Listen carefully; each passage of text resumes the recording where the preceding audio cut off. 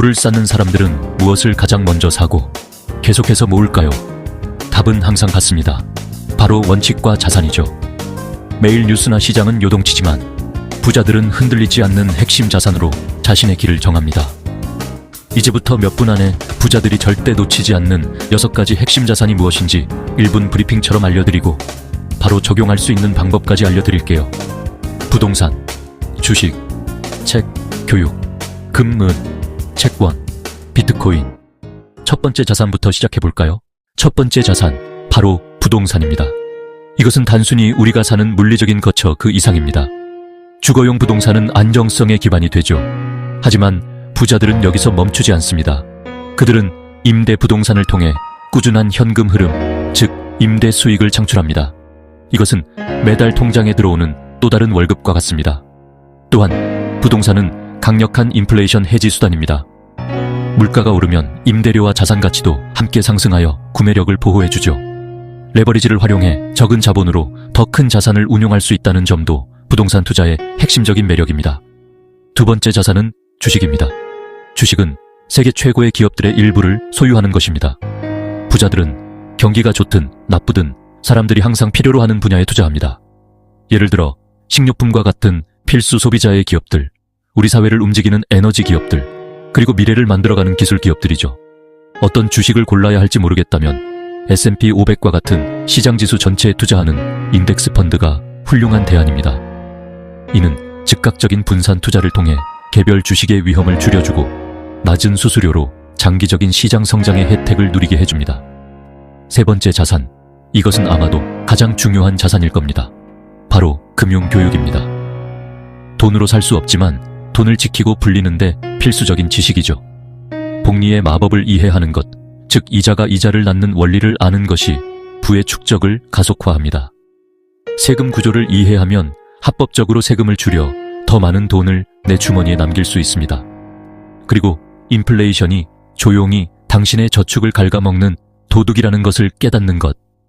이 모든 지식은 교묘한 금융사기로부터 당신을 보호하는 가장 강력한 방어선입니다. 예산 관리 시스템을 만들고 당신의 돈이 어디로 가는지 추적하세요. 이것이 재정적 통제력의 시작입니다. 네 번째 자산은 금과 은입니다. 인류 역사상 수천 년 동안 가치를 인정받아온 자산이죠. 이것들은 전 세계 어디에서나 통용되며 그 희소성 때문에 가치를 유지합니다. 특히 경제가 불안정하거나 지정학적 위기가 발생할 때 금과 은은 안전자산으로서의 역할을 합니다. 일종의 정치적 위험에 대한 보험인 셈이죠. 다만 보관 비용과 보안 문제를 고려해야 하며 포트폴리오의 10% 정도의 현실적인 비중을 유지하는 것이 현명합니다. 다섯 번째 자산은 고품질 국채입니다. 주식시장이 격동의 시기를 겪을 때 안정적인 정부가 발행한 국채는 포트폴리오의 충격을 흡수하는 완충제의 역할을 합니다. 국채는 정해진 이자를 지급하고 만기 시 원금을 돌려주기 때문에 예측 가능성이 높습니다. 이는 포트폴리오의 안정성을 더하고 주식시장이 하락했을 때 국채를 팔아 저렴해진 주식을 매수하는 리밸런싱의 기회를 제공합니다. 마지막 여섯 번째 자산은 비트코인입니다. 가장 논란이 많고 새로운 자산이죠. 네, 변동성이 매우 큽니다. 하지만 부자들은 위험을 무조건 피하는 것이 아니라 관리합니다. 비트코인이 제공하는 핵심 가치는 바로 금융주권입니다. 은행이나 정부의 개입 없이 자신의 자산을 온전히 통제할 수 있는 능력, 즉 셀프 커스터디가 가능하죠.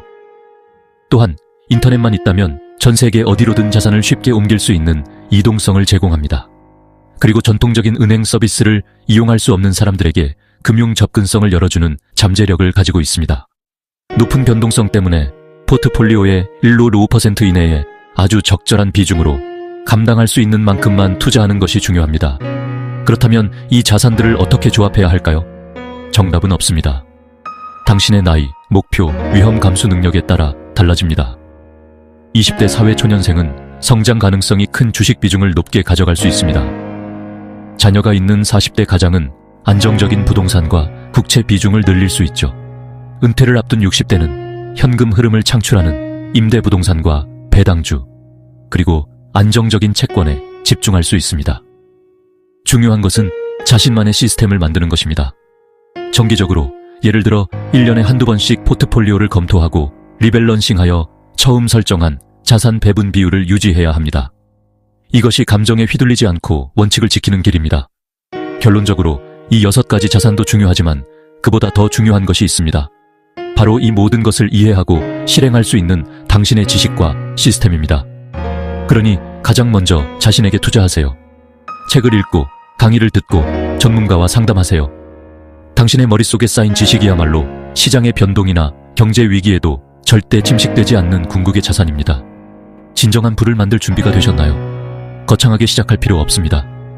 오늘 당장 이 6가지 중 가장 마음에 와닿는 하나의 자산에 대해 더 깊이 알아보는 것부터 시작해보세요.